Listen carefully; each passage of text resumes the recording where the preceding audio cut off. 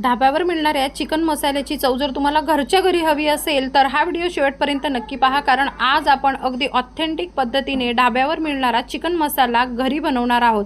अगदी सेम चव असणाऱ्या चिकन मसाल्याची रेसिपी सुरू करूया।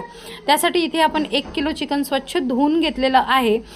आतापर्यंत जर तुम्ही चॅनलला सबस्क्राइब केलं नसेल तर चॅनलला सबस्क्राइब नक्की करून घ्या। त्यानंतर एक कुकर घ्यायचा आहे आणि कुकरमध्ये तुम्हाला 2 पळ्या तेल टाकायचं आहे, साधारणतः 2 टेबलस्पून।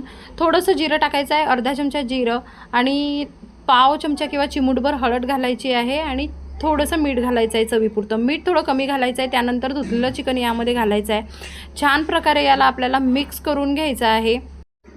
तुम्हाला जर माझे व्हिडिओ आवडत असतील तर व्हिडिओला लाईक करायला विसरू नका। इथे चिकनला छान प्रकारे आपण मिक्स केलेला आहे। त्यानंतर अर्धा कप याच्यामध्ये मी पाणी घालते आहे। नंतर कुकरला बंद करून याच्या 2 शिट्ट्या आपल्याला काढून घ्यायच्या आहेत। आता या कुकरच्या शिट्ट्या झाल्यानंतर याला थंड करून घ्यायचं आहे। त्यानंतर एक कढई इथे आपण घेतलेली आहे, त्यामध्ये मी टाकत आहे अर्धा कपपेक्षा थोडंसं जास्त तेल यामध्ये जास्त हवं असतं।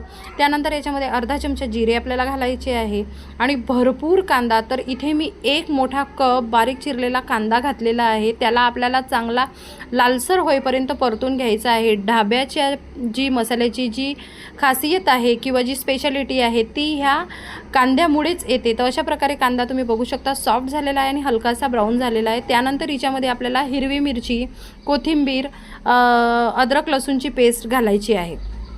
त्याला मिक्स करून घेतल्यानंतर कढीपत्त्याची पानं आपल्याला घालायची आहे। ढाब्यावर आवर्जून कढीपत्त्याची पाने आणि अशा प्रकारे उभ्या चिरलेल्या मिरच्या ह्या घालत असतात।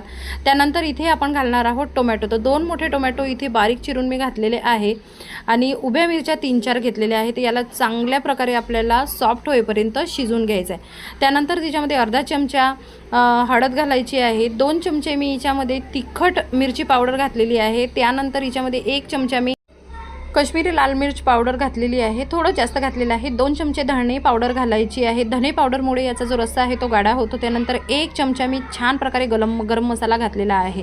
आता हा गरम मसाला जो आहे तो घरगुती मसाला आहे आणि याला चांगल्या प्रकारे आपल्याला भाजून घ्यायचा आहे। किमान 2 ते 3 मिनिटं तरी आपल्याला याला भाजून घ्यायचं आहे। त्यानंतर याच्यामध्ये मी 1 चमचा मीठ घालत आहे। पुन्हा याला छान प्रकारे परतून घ्यायचं आहे।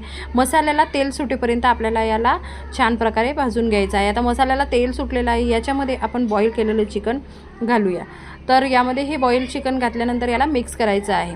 आता आजच्यासारख्याच मी खूप साऱ्या चिकनच्या रेसिपीज माझ्या चॅनलवरती अपलोड केलेल्या आहेत, त्या तुम्ही नक्की करून पहा, कारण ह्या ज्या रेसिपीज आहेत ह्या इतक्या ऑथेंटिक आहे आणि इतक्या भारी भन्नाट चव देणाऱ्या आहेत, त्या तुम्हाला नक्की आवडतील।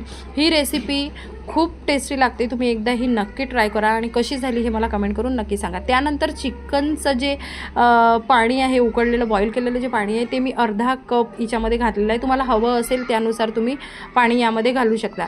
आता आपली भाजी जी आहे याला 1 उकळी येईपर्यंत आपल्याला शिजून घ्यायची आहे। तुम्हाला जर जास्त रस्सा हवा असेल तर तुम्ही यामध्ये बॉईल केलेलं जे चिकनचं जे स्टॉक आहे ते अजून थोडं जास्त प्रमाणात घालू शकता।